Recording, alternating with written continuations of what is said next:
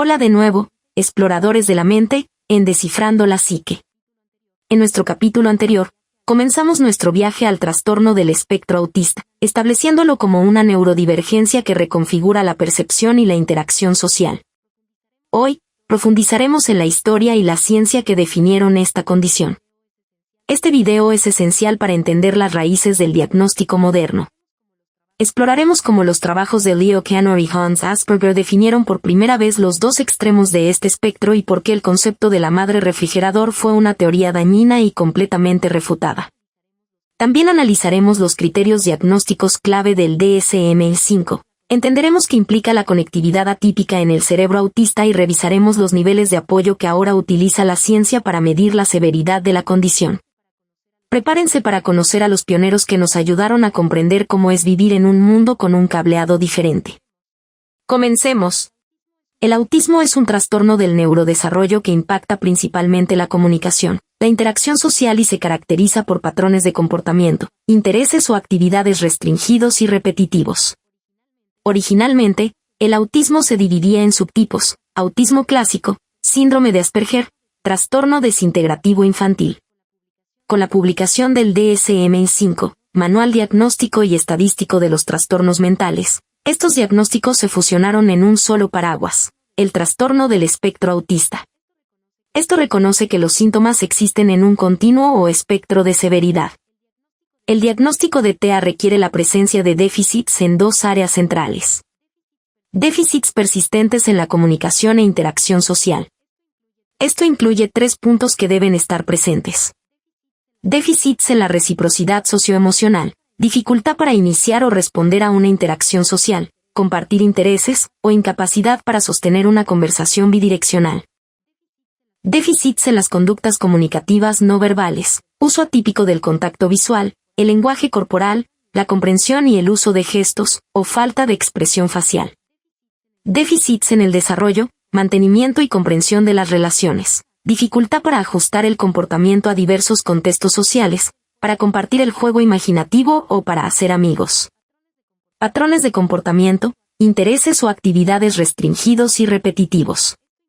Esto incluye al menos 2 de los siguientes patrones. Movimientos, uso de objetos o habla estereotipados o repetitivos, aleteo de manos, stimming, ecolalia, frases repetitivas. Insistencia en la monotonía, adherencia inflexible a rutinas específicas o patrones ritualizados de comportamiento verbal o no verbal. Intereses altamente restringidos y fijos que son anormales en intensidad o foco, una fascinación profunda por un tema específico como trenes, dinosaurios o matemáticas. Hipersensibilidad o hiposensibilidad a estímulos sensoriales o interés inusual en aspectos sensoriales del entorno. Indiferencia al dolor / temperatura, reacción adversa a sonidos o texturas, fascinación por luces o movimientos. La comprensión del autismo ha evolucionado drásticamente desde sus primeros diagnósticos. Leo Kanner y Hans Asperger. Los primeros estudios se realizaron casi simultáneamente. Leo Kanner acuñó el término autismo infantil temprano para describir a niños con graves déficits de comunicación y la insistencia en la monotonía. Kanner erróneamente sugirió que el autismo era causado por la madre refrigerador, fría y emocionalmente distante, una teoría que ha sido completamente desacreditada.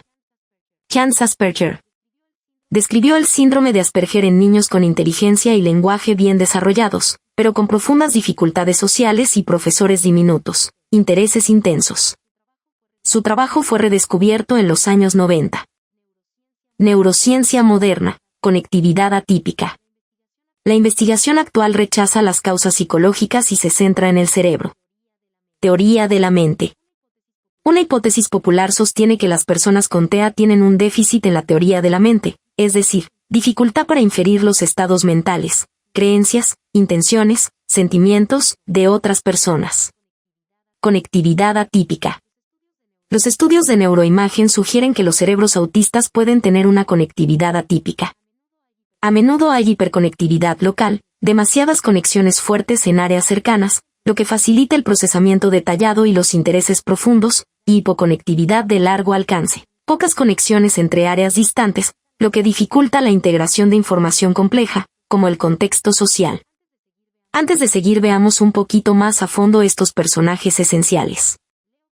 Leo Kanner fue un psiquiatra austro-estadounidense considerado el padre de la psiquiatría infantil.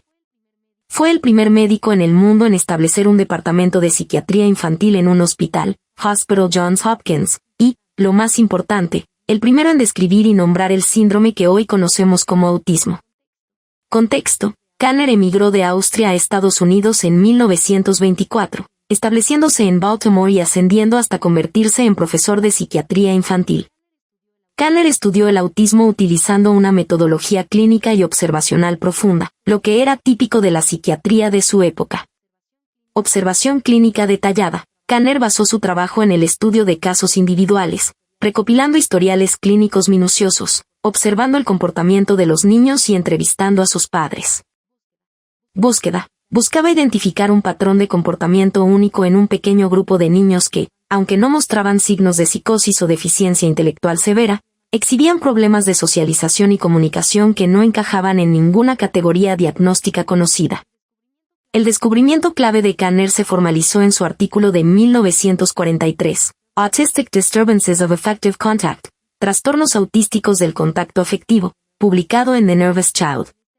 En este artículo, Kanner describió a 11 niños, 8 varones y 3 niñas, y postuló un síndrome nuevo. Acuñó el término autismo tomando prestado el prefijo autos, que significa sí mismo en griego, del psiquiatra suizo Eugen Bleuler, quien lo había usado previamente para describir el retiro social en la esquizofrenia. Kanner identificó un conjunto de características nucleares en estos niños que definen la condición. Incapacidad para relacionarse con personas y situaciones desde el principio de la vida, el déficit central y más notable. Lo llamó soledad autista extrema. Insistencia obsesiva en la monotonía e inmutabilidad, una necesidad intensa de mantener las rutinas, la organización y el entorno físico sin cambios. Cualquier alteración provocaba una angustia extrema. Habilidades memorísticas tipo máquina, una memoria sobresaliente para detalles insignificantes, fechas, listas, nombres, sin una comprensión profunda o funcional. Uso atípico y literal del lenguaje. El lenguaje no se usaba para la comunicación social, pragmática, sino para repetir palabras o frases, ecolalia, o como juego. El trabajo de Kanner fue fundamental para nombrar y categorizar el autismo, pero su influencia posterior se vio empañada por su teoría causal inicial. Influencia positiva, clasificación. Al delinear este síndrome con tanta claridad, Kanner separó el autismo de la esquizofrenia infantil y la deficiencia intelectual, creando una nueva área de estudio. Su descripción es la base conceptual del diagnóstico moderno. Influencia negativa. La teoría de la madre refrigeradora. Aunque Kanner inicialmente notó una alta inteligencia y obsesividad en los padres de los niños, su descripción se distorsionó y se popularizó hasta crear la infame teoría de la madre refrigerador. Madre refrigerador. Kanner sugirió que la falta de calidez y afecto por parte de las madres, intelectuales, frías y obsesivas, era un factor etiológico, causal, en el autismo. Esta teoría, profundamente dañina y sin base científica, causó décadas de culpa y estigmatización a las familias y fue refutada por completo por la investigación empírica posterior. El niño que Kanner describió como el caso 1 en su estudio de 1943, Donald Triplett, es el primer caso de autismo documentado en la historia. Descripción de Kanner: el niño, Donald, tenía un repertorio de frases repetidas, una habilidad notable para nombrar notas musicales y banderas, y una profunda desconexión con sus padres y el mundo. Kanner describió cómo Donald trataba a las personas como objetos sin vida. Relevancia. El estudio de Donald y los otros 10 niños proporcionó la evidencia fenomenológica de un patrón de comportamiento que se repite en todo el mundo, demostrando que el autismo es una condición biológica y no una reacción a los padres. En resumen, la principal contribución de Leo Kanner fue identificar y describir el síndrome del autismo infantil temprano, dando al campo de la psiquiatría infantil una nueva categoría de estudio. Su legado es complejo, es celebrado por el descubrimiento del síndrome y criticado por la teoría errónea y estigmatizante sobre sus causas. Hans Asperger fue un pediatra y psiquiatra austríaco. Es reconocido póstumamente por describir un patrón de comportamiento en niños que era distinto del autismo clásico de Kanner, caracterizado por profundas dificultades sociales acompañadas de un desarrollo del lenguaje e inteligencia relativamente intactos o superiores. Contexto histórico. Asperger trabajó en la Clínica Universitaria Pediátrica de Viena durante las décadas de 1930 y 1940.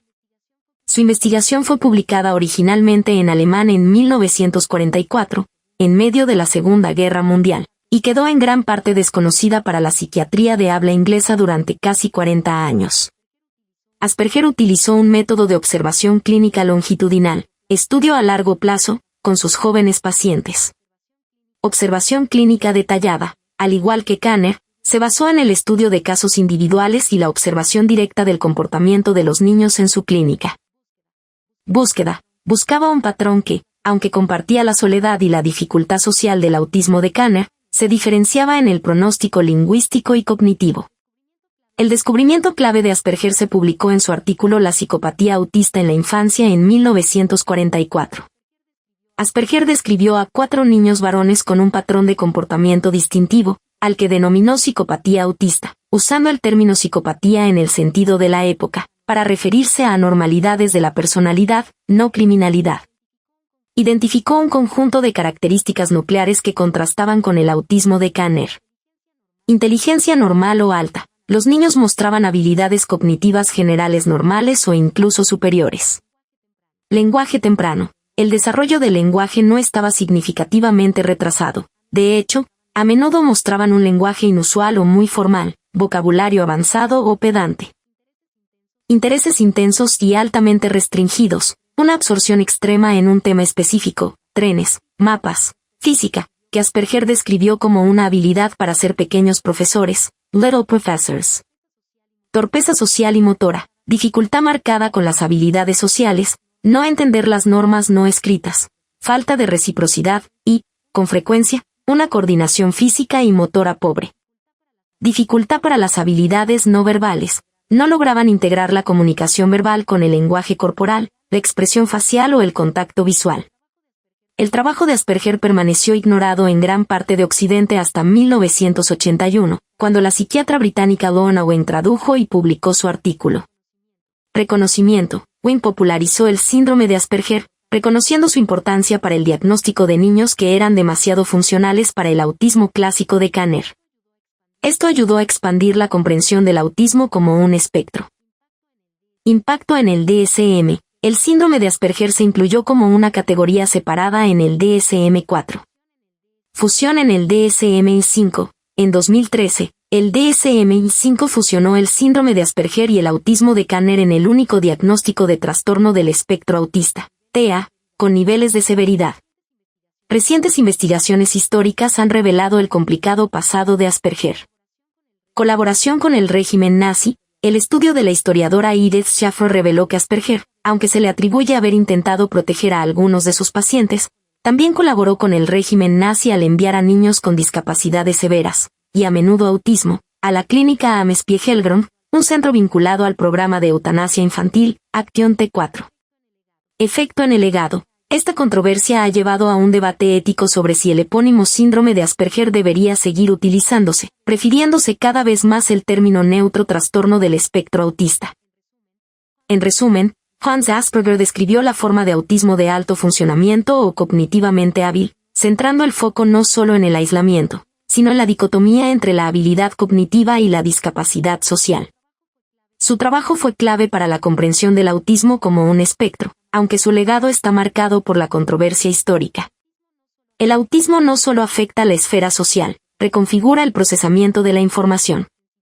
Hipersensibilidad sensorial. La mayoría de las personas con TEA experimentan el mundo con una intensidad sensorial abrumadora. Ruidos, luces brillantes, ciertos olores o texturas pueden sentirse como dolor físico o causar sobrecarga, meltdown. Esto a menudo es la causa de los comportamientos restringidos, rutinas, y las crisis, meltdown. Pensamiento lógico y enfoque en el detalle. Muchos cerebros autistas demuestran una habilidad superior para el pensamiento sistémico y la atención al detalle. Esto explica por qué muchos profesionales en campos como la ingeniería, la informática y las matemáticas muestran rasgos autistas. El autismo es a menudo una discapacidad social con un talento cognitivo. La visión moderna, liderada por la comunidad autista, promueve la neurodiversidad. Neurodiversidad es la idea de que la variación neurológica humana, incluido el autismo, es una forma natural y valiosa de la diversidad biológica, al igual que la diversidad de género o raza. Inclusión. El objetivo de la intervención no es normalizar a la persona, sino adaptar el entorno, escuelas, lugares de trabajo, para acomodar sus necesidades sensoriales y de comunicación, permitiendo que la persona con TEA prospere utilizando sus fortalezas únicas. Desde la publicación del DSM-5, Manual Diagnóstico y Estadístico de los Trastornos Mentales, 2013, las variantes que antes se consideraban diagnósticos separados, como el síndrome de Asperger o el autismo de Kanner, se han fusionado en un único diagnóstico paraguas, el trastorno del espectro autista, TEA. La variación se describe ahora a través de la severidad de los síntomas y los niveles de apoyo que se requieren. Las variantes que antes se usaban, DSM-4, ahora ayudan a describir el perfil dentro del espectro, aunque ya no se diagnostican por separado. El diagnóstico se realiza basándose en dos áreas principales de síntomas, independientemente de la variante histórica. Déficits en la comunicación e interacción social. Fallo en la reciprocidad socioemocional, para iniciar o responder a una interacción. Déficits en las conductas comunicativas no verbales, contacto visual o lenguaje corporal atípico. Déficits en el desarrollo, mantenimiento y comprensión de las relaciones. Patrones de comportamiento, intereses o actividades restringidos y repetitivos. Comportamientos motores o verbales estereotipados o repetitivos, stimming. Adherencia inflexible a rutinas o patrones de comportamiento verbal o no verbal. Intereses altamente restringidos y fijos. Hipersensibilidad o hiposensibilidad a estímulos sensoriales. El diagnóstico del TEA es un proceso clínico y exhaustivo, no se basa en una única prueba. Evaluación de desarrollo. Se inicia con una evaluación por parte de pediatras o psicólogos para identificar hitos de desarrollo retrasados, EJ en el lenguaje o el juego social. Evaluación clínica y observación. Un psicólogo o psiquiatra infantil capacitado, neuropsicólogo, utiliza entrevistas estructuradas con los padres y la observación directa del niño en diversos entornos. Se buscan los síntomas de las dos áreas clave del DSM-5. Uso de instrumentos estandarizados. Se emplean herramientas específicas y validadas, como el ADR, Entrevista Diagnóstica de Autismo Revisada, y el A2-2, Escala de Observación Diagnóstica de Autismo, segunda edición, que son considerados el estándar de oro para la evaluación. Descarte de otras condiciones. Se realizan pruebas para descartar otras condiciones que puedan tener síntomas superpuestos, trastornos del lenguaje o discapacidad intelectual. El DSM-5 define 3 niveles de apoyo para cuantificar la severidad y las necesidades de ayuda del individuo, tanto en la comunicación social como en los comportamientos restringidos repetitivos. El nivel más alto de apoyo es el nivel 3. Nivel 1, requiere apoyo, leve. Implica un deterioro notable en la comunicación social sin apoyo, pero la persona puede hablar y manejar muchas situaciones por sí misma. Nivel 2, requiere apoyo sustancial, moderado. Implica un déficit más marcado en las habilidades de comunicación social y una necesidad de apoyo más consistente para funcionar. Nivel 3, requiere apoyo muy sustancial, severo. Implica déficits graves que limitan severamente el funcionamiento del individuo en la vida diaria. Comprender el TEA es aprender a mirar más allá de la dificultad social y valorar la riqueza de una mente que ve el mundo con una lógica diferente, más detallada y, a menudo, más sincera. Si te ha gustado este video, por favor dale me gusta, suscríbete y activa la campanita para no perderte el próximo capítulo de Descifrando la Psique. ¡Nos vemos!